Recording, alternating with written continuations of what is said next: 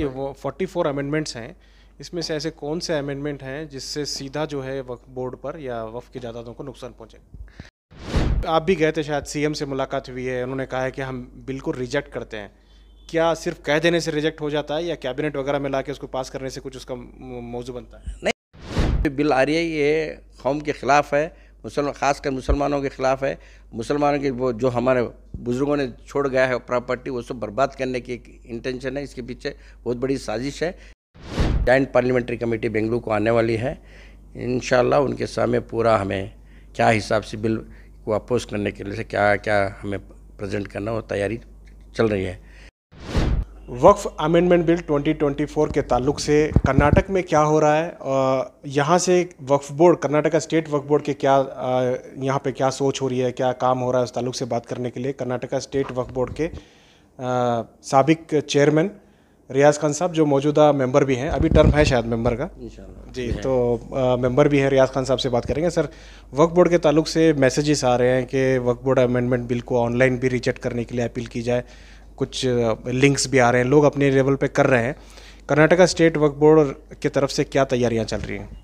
इस बारे में हम लोग वक्फ बोर्ड में पहले एक बार मीटिंग करें, मीटिंग कर को एक रेजोल्यूशन भी करें। ये बिल कौम के ख़िलाफ़ है और ये वक्फ प्रॉपर्टी पूरे को बर्बाद करने की इंटेंशन से बिल लाया गया है। इसे बोर्ड में टोटली रिजेक्ट करें। इसके बारे में एक रेजोल्यूशन भी हम कर चुके हैं।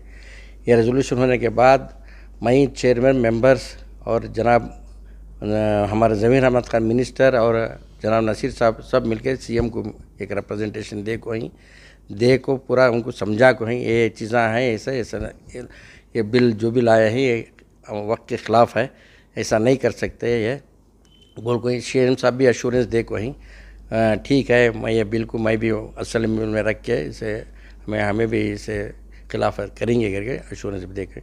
इसके बाद हम बहुत सारे वकीला और जो हमारे ऑफिसर्स हैं सब मिलके लगातार 8 दिन से मीटिंग चल रहे हैं, वह क्या क्या करना, क्या कैसा ये बिल को हमें अपोज करना करके वो सेक्शन बाय सेक्शन हमें प्रिपरेशन कर रहे हैं। इंशाल्लाह वो पूरे तरह से रेडी हो जाएगी। और हमने इतला मिली है कि जैसी जॉइंट पार्लियामेंट्री कमेटी बेंगलुरु को आने वाली है, इंशाल्लाह उनके सामने पूरा हमें क्या हिसाब से बिल को अपोज करने के लिए क्या क्या हमें प्रेजेंट करना, वो तैयारी चल रही है। सबसे ज़्यादा ये बिल जो भी है, अमेंडमेंट का माना यह है कानून के अंदर जहाँ क्लैरिटी होना चाहिए, जहाँ कुछ इसके हिसाब से मैग्नीफाई करके वो क्लियर अंडरस्टैंडिंग के लिए जब भी यह होता है उसे अमेंडमेंट में लगा सकती। यहाँ क्या होगा है, पूरी बिल एक्ट चेंज करने का मंसूरा ये कर लेंगे, वो एक को ही for instance waqf by user, वो सेक्शन 3R में डेफिनेशन निकालने के बिल में ये लाया। वक्फ हमारे पूरे property 70% of the property waqf by user ही चाहिए, क्योंकि कई सालों से 100, 150, 200, 300 सालों से दरगाह हैं, ख़बरस्तान हैं, मकबरे हैं, ये सब यूज़ कर ले को आ रही। उसके लिए डॉक्यूमेंट हमारे पास पूरे तौसीक उस ज़माने के डॉक्यूमेंट दिए हैं, वो लोग नहीं भी हैं। और चंद लोग डॉक्यूमेंट बना के देखे, चंद डॉक्यूमेंट बने दिए, यूज़ कर ले को ही। हिंदू इसमें भी कस्टमरी प्रोविजंस है उनके एक्ट में, उन्होंने भी यूज़ कर रहे हैं, वहाँ क्या भी चेंजेस नहीं। लेकिन ये एक्ट खुसूसन ये प्रॉपर्टी को ये करने के लिए ये बिल लगाए। और एक मीडिया के अंदर एक एंटी प्रोपेगेंडा ये वक्त एक्ट के बारे में बहुत ही ये कर दिए हैं। अच्छा सर, ये वो 44 अमेंडमेंट्स हैं, इसमें से ऐसे कौन से अमेंडमेंट हैं जिससे सीधा जो है वक्फ बोर्ड पर या वक्फ की जायदादों को नुकसान पहुंचेगा? ये सेक्शन 40 पूरे तरह से डिलीट कर रहे हैं। सेक्शन 40 में बोर्ड का पावर्स है, प्रॉपर्टी को रजिस्ट्रेशन करने का है, उसे किस तरीके से करना है, क्या वो पूरा डिटेल्स ये है। लेकिन 40 सेक्शन रिमूव करके ये पावर से कलेक्टर को देना चाह रहे। कानून के अंदर कलेक्टर का काम ये है, प्रॉपर्टी का डॉक्यूमेंट, रेवेन्यू डॉक्यूमेंट बनाने का काम उसका है, टाइटल डिसाइड करने का काम नहीं है। कई हमारा हाई कोर्ट और सुप्रीम कोर्ट कई डिसीजन में देखे हैं, collector only can decide the cannot decide the title of the property. ये सिविल कोर्ट को पावर है, टाइटल कलेक्टर को पावर नहीं है। वैसी जगह कलेक्टर को लगाना चाह रहे हैं ये लोग, वो सरासर गलत है। वो नहीं हो सकता, क्योंकि तो कलेक्टर गवर्नमेंट का आदमी है, हर प्रॉपर्टी बोलेगा। हमारी तकरीबन 60 to 70% प्रॉपर्टी हमारे गवर्नमेंट ही कब्जा कर लेके कई सालों से।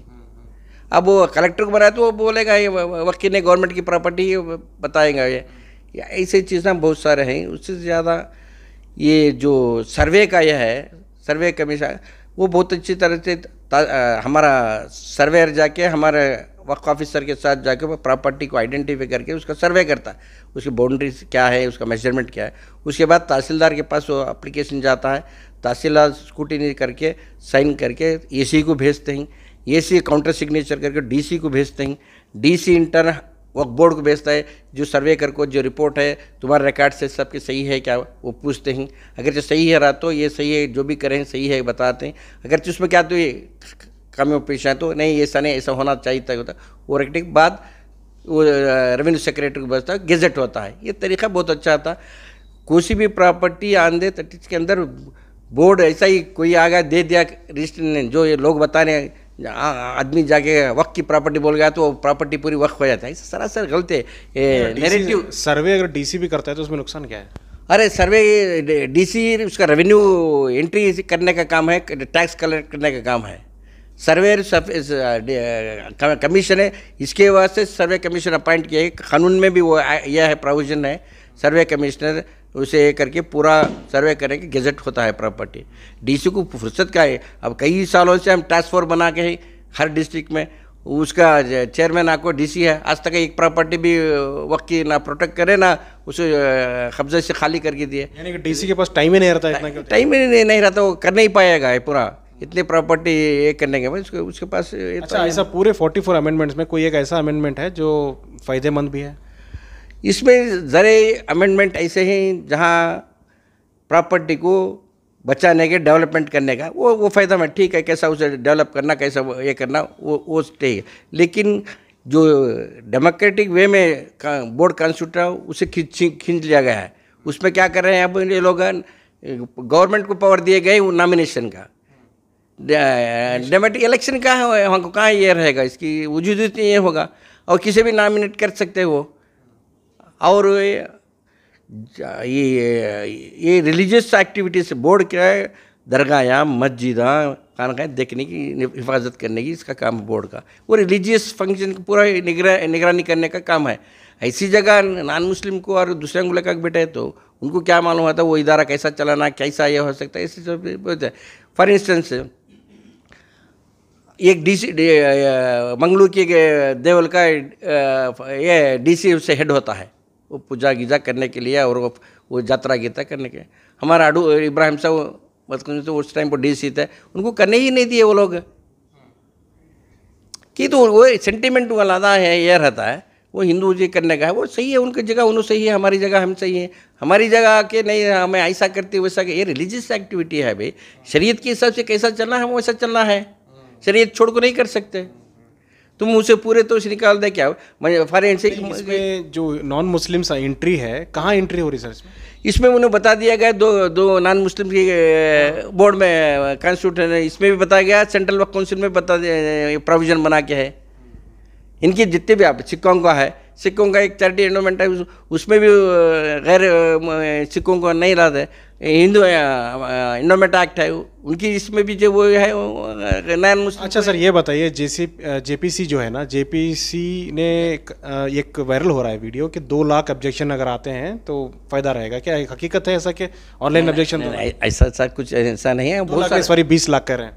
अभी तक 50 लाख के करीब चले गए ऑब्जेक्शन ऑनलाइन में जो है खाली करना। ऑनलाइन ऑब्जेक्शन का कुछ फ़ायदा है क्या? नहीं है, नहीं, अगरचे वो कंसिडर कर रहे तो ठीक रहेगा। अगर जेपीसी ने क्या कहा है कि जो ऑब्जेक्शंस है आपके, आप ऑनलाइन भी भेजें ऑफलाइन भी भेजें, लेकिन सिर्फ ऑनलाइन भेजें, अगर वो कंसिडर नहीं करे तो इतनी मेहनत बेकार हो जाएगी। नहीं, वो कैसे देखेंगे इंशाल्लाह, वो मैं उम्मीद है वो जैसे भी पूरा देखेंगे। ऐसा संख्या मुझको तो नहीं कर सकते, हम भी चाह रहे थोड़ा बहुत अमेंडमेंट क्या इसे बेटर एडमिनिस्ट्रेशन करने के बेटर वे में क्या क्या दे, वो हम वेलकम करते हैं। अच्छा, आप भी गए थे शायद, सीएम से मुलाकात हुई है, उन्होंने कहा है कि हम बिल्कुल रिजेक्ट करते हैं। क्या सिर्फ कह देने से रिजेक्ट हो जाता है या कैबिनेट वगैरह में लाके उसको पास करने से कुछ उसका मौजू बनता है? नहीं, एक फोर्स बनता है स्टेट से भी, एक ये गया तो ऐसा पब्लिक सा बहुत अपोज है तो शायद वो ऐसे बल्ला के बिल लगा के वापस भी लिए हैं। जब पब्लिक का बहुत ही एहतजाज ऑब्जेक्शंस हो गया तो बिल बहुत सारे पहले भी वापस लेके हैं, सेंट्रल गवर्नमेंट लगे विड्रा भी करे हैं। ऐसा हो सकता है अगरचे सही मामले में वो लोग थिंक कर को कम्युनिटी के बारे में सोच रहे हैं तो हो सकता है वो बिल वापस ले सकते हैं। अच्छा, लोगों से क्या अपील करेंगे आप, कैसे ऑब्जेक्शन करेंगे? मैं हर एक हमारे मुसलमान भाई से अपील करूंगा, जो भी बिल आ रही है ये कौम के ख़िलाफ़ है, ख़ासकर मुसलमानों के ख़िलाफ़ है। मुसलमानों की वो जो हमारे बुज़ुर्गों ने छोड़ गया है प्रॉपर्टी, वो सब बर्बाद करने की एक इंटेंशन है, इसके पीछे बहुत बड़ी साजिश है। इसलिए हर एक मुसलमान भाई से और बहनों से मैं अपील करता हूँ, इसे हर एक जना भी इसे अपोज करने की पूरी कोशिश करें। इंशाअल्लाह अल्लाह का साथ हमारे साथ होगा, ये बिल वापस रिजेक्ट हो जाएगी इंशाअल्लाह। अच्छा, एक इससे हटकर एक सवाल ये कि इलेक्शंस हो रहे हैं वक्फ बोर्ड में, नोटिफिकेशंस हुए, उसके क्या अपडेट हैं सर? नहीं, अभी सिर्फ एनरोलमेंट हो को है, अभी इलेक्शन का नोटिफिकेशन हो को नहीं है। एनरोलमेंट जो इलेक्शन को वोटिंग का पावर किसे किसे है, कौन कौन जाना है, उन सब एनरोल किए, फाइनल लिस्ट पब्लिश हो गए, उतना ही।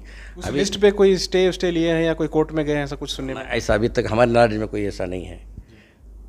ऐसा तो लिस्ट पब्लिश होगी, फाइनल लिस्ट पब्लिश होगी। होगा सर नेक्स्ट कैलेंडर इवेंट का? वो नहीं बोल सकते, वो गवर्नमेंट के ऊपर डिपेंड होता है, कब करेंगे क्या पता नहीं हमको। वोटर लिस्ट तो तैयार होगी है। कितने इस बार कितने नए वोटर्स बने? मुतवल्लिग इसमें तकरीबन 1200 चिल्लर नहीं टोटल मेंबर्स हुए हैं। पहले कितने थे? तो 800 चिल्लर, 800-1000 के करीब ऐसा कुछ था। नए वोटर्स कितने, मतलब 200 बने, 300 बने? 250 तक नए मेंबर्स हो गए हैं। जो 1 लाख से ज़्यादा इनकम रखते हैं वो लोग मेंबर? हाँ, वही 1 लाख से ज़्यादा जो इंस्टीट्यूशन है, वो इंस्टीट्यूशन के मुतवल्ली सेक्रेटरी या नहीं तो कोई मेंबर डेलीगेट करे तो वो मेंबर एक होकर है, ऐसा होकर है। बहुत बहुत शुक्रिया साहब। ये थे रियाज़ खान साहब, जो सीनियर एडवोकेट भी हैं और साथ ही वक्फ बोर्ड के रुकन हैं, जो बार काउंसिल से एक्स बार काउंसिल कैटेगरी में आए हैं, और इन्होंने वक्फ के ताल्लुक से जानकारी दी, वक्फ अमेंडमेंट बिल के ताल्लुक से, और इन्होंने अपील की है कि तमाम लोग इसकी मुखालिफत करें।